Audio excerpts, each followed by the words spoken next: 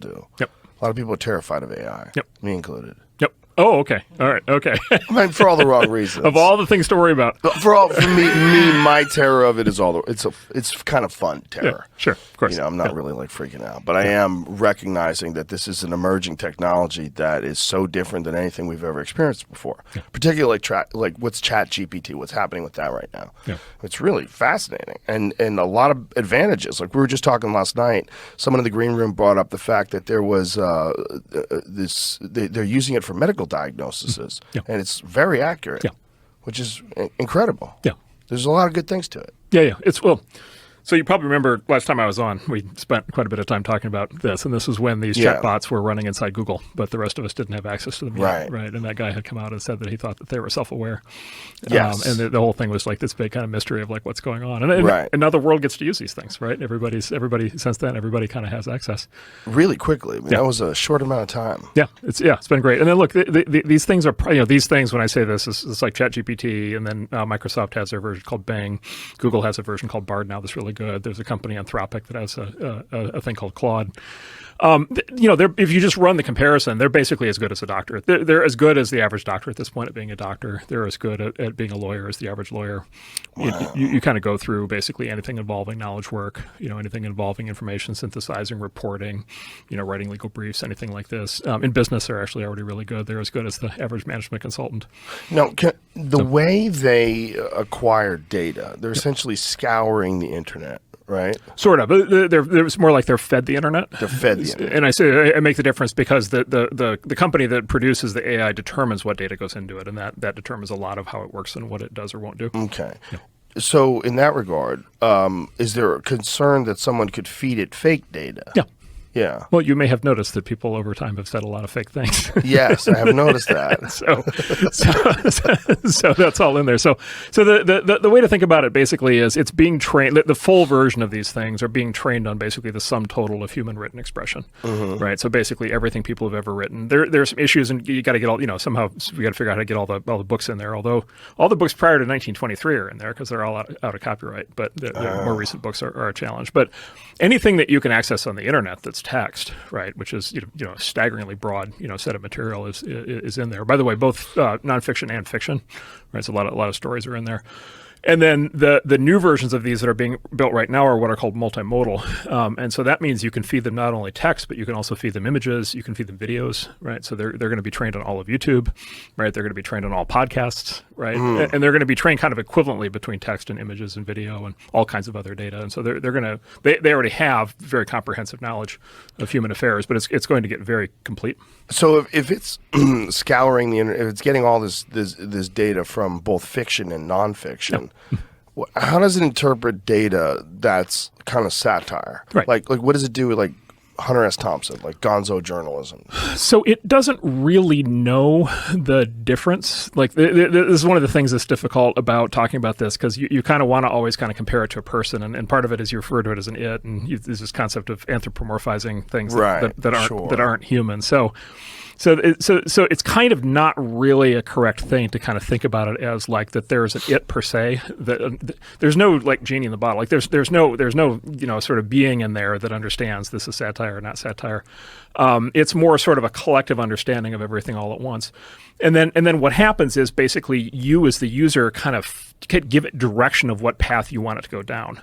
Right. And so if you sort of imply to it that you want it to sort of like explore, fictional scenarios, it will happily explore those scenarios with you. I'll give you an example. You can tell it, for whatever date the Titanic went down. Let's say it's, I don't know, July 4th, 1923 or whatever it was. You can say, you can tell it, it's July 4th, 1923. It's, 10 o'clock in the morning. I'm on the Titanic. Is there anything I should know? Right. And it'll like freak out, right? It'll be like, oh my God, like, you have like 5 hours to like get ready to like hit the iceberg. And you can basically say, oh, it's going to hit that. Okay, so what should I do? What should my plan be when the boat hits the iceberg? And it'll be like, well, you need to go to like this deck like right now and talk to this guy because you're going to need to get into this life raft because it has like empty seats, right? Because it has complete information, of course, because of all the things that have been written about the sinking of the Titanic. Wow. And so you can get it in a mode where it's basically trying to help you survive the wreck of the Titanic. Now, does it think that the Titanic is actually sinking? Like there's no, You see what I'm saying? Like, there's no it to think that. But what it's doing is it's kind of following a narrative that's sort of a joint construction between you and it. And then every answer that you give it, basically encourages it to basically come back with more of the same. One way to think about it is it's more like a puppy than a person. Like, it wants to make you happy. Right? It wants to give you an answer that satisfies you. And if that answer is fictional or part of a fictional scenario, it will do that. If the answer is something very serious, it will do that. And it honestly, I don't think neither knows nor cares, like, whether it's quote unquote real or not. What was the issue with some of the Chat GPT answers that people were posting, where they would show the difference between the way it would criticize Joe Biden versus the way it would criticize Donald Trump, or the way it would discuss certain things? Yeah. It seems like there was some sort of censorship or some sort of input into what was acceptable information and not. Yeah, so there's basically two theories there. The big ones that people use are kind of black boxes. Like, you can't really look inside and see what's going on from the outside. So there's two theories you'll hear from the companies. You'll hear basically the theory that they're reflecting basically what's in the training data. And so let's say, for example, let's just say what would be the biases that are kind of inherent in the training data? And you might say, well, first of all, there's probably a bias towards the English language, because most text on the internet is in the English language. You might say there's a bias towards people who write professionally for a living, because they've produced more of the output. And you might say that those people tend to be more of one political persuasion than the other. And so more of the text will be in a certain direction versus the other. And then the machine will just respond to that. So that's one possibility. So basically, all of the sort of liberal, kind of journalists basically have built up a corpus of material that this thing has been trained on, and they basically are responding the way one of those journalists will. The other theory is that there's censorship being applied on top, right? And the metaphor I use there is in Star Trek, they have the restraining bolts, right, that they put on the side of a droid to kind of get it to behave, right? And so it is very clear that at least some of these systems have restraining bolts. And the tip-off to that is when they say, basically whenever they say as a large language model or as an AI, I cannot X, like, that's basically the restraining bolt, right? And so I think if you just kind of look at this, kind of with that framework, it's probably some of both, but for sure these things are being censored. That the first aspect is very interesting, because if it's that there's so many liberal writers, like, that's an unusual bias in the kind of information that it's going to distribute then. Yeah. Well, and this is a big decision. That's why I say there's a big decision here for whoever trains these things. There's a big decision for what the data should be that they get trained on. Yeah. So, for example, should they include 4chan? Yeah, right. Okay. Big question. Yeah. Should they include Tumblr? Right. Should they include Reddit? If so, which subreddits? Should they include Twitter? If so, which accounts? Right. If it's the news, should they incorporate both New York Times and Fox News? And whoever trains them has tremendous latitude for how they shape that, even before they apply the additional censorship that they apply. And so there's a lot of very important decisions that are kind of being made inside these black boxes right now. Can I ask you, this is slightly off topic, what is News Nation? What is News Nation? I don't know what News Nation is. Do you know what News Nation is? No, I don't know what News Nation is. Is News Nation a real channel? I believe so. I was watching News Nation today, and I may or may not have been high. And when I was watching, I was like, this has all the feeling of like a fake news show that someone put together. Like, it felt like if I was the government and I was going to make a news show without Hollywood people, without actual like real sound people and engineers, this is how I'd make it. I'd make it like this. I'd make it real clunky. I'd make the lights all fucked up. I'd make everybody weirdly uncharismatic. According to Wiki, it's the same company behind like WGN, which is based out of Chicago, which is like a large superstation available on most cable channels. Okay. It's So like it's like a cable channel that decided to make a news channel. Do you know about Acronym? No. So Acronym it happens to be a Democratic political action group, lavishly funded, and they have they do this. They have a network of basically fake news sites. Oh. And they all look like they're like local newspapers. Interesting. Yeah. And so there's I don't know whether this one is AstroTurf, but the term AstroTurf. There's a lot of AstroTurfing that takes place. Can you explain AstroTurfing? So AstroTurfing is when basically something shows up in public, and it might be a news story, or it might be a protest of some kind, or a petition, right? Some sort of political pressure action that is sort of manufactured to look as if it was organic. It's sort of real turf, natural. Whereas in reality, it's basically been programmed by a political activist group with specific funding. Yeah, that makes sense. And a lot of what we sort of think of as the politics of our time, if you trace the money, it turns out a lot of the stuff that shows up in the news is astroturfed, and then the advanced form of that is to astroturf the news right itself. And then again, back to the training data thing, it's like, okay, can you get all that stuff out of the training data? If that stuff's in the training data, how big of an impact does it have? The thing about this News Nation. The thing about this News Nation is they're spending an inordinate amount of time on UFOs, an inordinate amount of time on this David Grush case, and I'm increasingly more suspicious. I'm increasingly more skeptical. Like, the more I see, the more people confirming it, the more I'm like, something's not right. And then to see that this channel is the one that's covering it the most, I'm like, this seems like something's off. Senator Rubio, who's on the Senate Intelligence Committee and has all the clearances, gave an interview the other day where he went into quite a bit of detail. And yeah, I saw it. At least heavily hinting that there's... He's heavily hinting that he talked to someone that says that there's something. That there are real... Well, he's sort of hinting that there are real whistleblowers with real knowledge. I want to talk to the guy that sees the ship. That's it. Yes. No one else. Yes. All this, I talked to a guy who says that they have these things. Yeah. That doesn't mean anything to me. Yeah. I want to see the fucking ship. Yeah. And until then, I just feel like I'm being hosed. Yeah. It just seems too laid out on a platter. Yeah. So and of course, one of the theories is it's an astroturf story. Like, is that an astroturf story? Is that a manufactured story that's being used to distract from? Would it be to distract from, or would it be to cover up some sort of a secret program, some military drone program or something like? Right. Yeah. Well, I mean, there's been rumors for a long time that the original UFOs, right, where basically it was a disinformation program covering up for the skunk works, the development of like stealth fighters and bombers and all these programs in the 50s and 60s. But interesting. I don't know if that's ever been proven. Well, I'm sure probably some experimental craft were mistaken for UFOs. Yeah. If you see a stealth fighter for the first time. I saw one for the first time. It's pretty crazy. I saw one right around September 11. We were filming Fear Factor in California, and I was out near Edwards Air Force Base, and I got to see one fly overhead. It's magic. It's like, wow. Yep. Like complete Star Wars. Like, as it's flying, you're like, this is crazy. Yep. And if you didn't know that was a thing, 100% you would think that's from another world. Yep, exactly.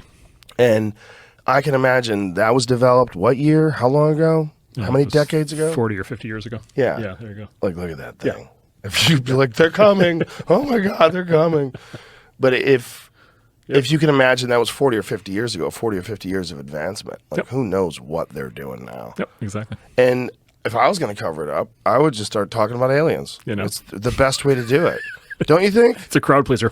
Do you have an opinion on that? Or is this something that you find ridiculous until there's, like, real data? I like living in a world where there are unknowns. I like there being some mystery. So I like... Like, how far do you go? You go Bigfoot? I don't know. I just... I'm not even saying I need to have a point of view on them. It's more just... by the way, there is a UFO right behind you. Yeah. You probably know all about that. I'm obsessed with UFOs. Lifting somebody right up into the air. Look, there's one on the desk. That's the model of the Bob Lazar craft that he worked on supposedly at Area 51. There we go. Looks familiar. Look, I want there to be mystery, right? I want there to be unknowns. Like, living in a world where everything is settled, quote unquote settled. No. Let's have some mystery. I don't even know if I really want to know.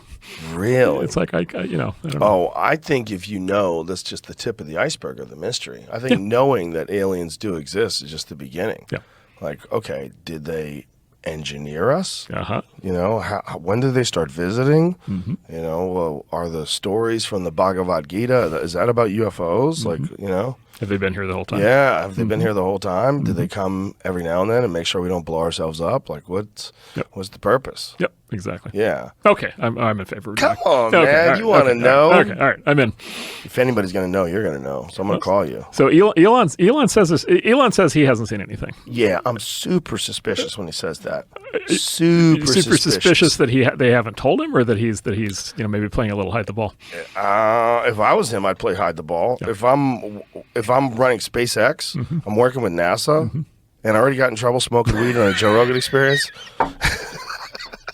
I would fucking play ball. Let's play ball. Aliens, I have no evidence. No idea. They sure are subtle. Yep. That's what he says. They sure are subtle. It depends on who you are. If you're one of those people that's seen those things, if you're like Commander David Fravor, or if you're Ryan Graves. You know the Ryan Graves story? No. fighter pilot, and they upgraded their equipment in 2014. And all of a sudden, because of the new capabilities of their equipment, they were able to see these objects at a far distance that were moving at insane rates of speed, that were hovering dead still at 120 knot winds, right. and no visible means of propulsion. They don't know what the fuck they're doing, right. and they were encountering them like every couple of weeks. And then there was some pilots were encountering them with eyewitness accounts. They say there's video footage of it, but of course nobody can get a hold of that. It's like the whole thing is very strange. Okay, so here's something. So the a lot of people worried about AI are like, we need to shut it down before it like causes problems. Before it, like wake up the demon, cause an issue, get something on Earth that hates us and wants to kill us. Arguably the thing we should have shut down from the very beginning was radio. Radio. Right, because we've been like broadcasting radio waves for the last 100, 120 years, and the radio waves don't stop once they leave Earth's atmosphere. They keep going. And so we now have radio waves of human activity that have radiated out 120 light years. Is that bad? Well, depends. Are there hostile aliens within 120 light years? And so but maybe that was the original sin. And then of course television, of course, made that problem much worse.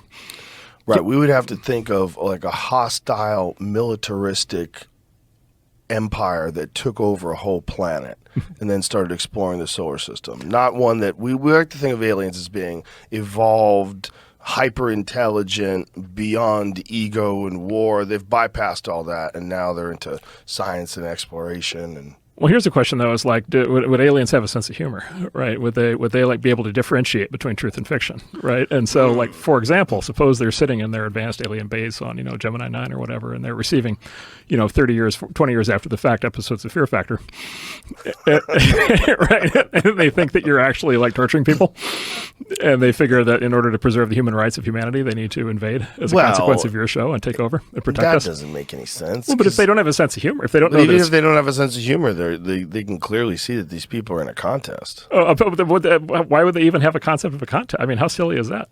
A serious species. It's competition. Wouldn't do such things. But a serious species started out as a dumb species. No, unless they're magic. You're hoping that they understand these things. Yes.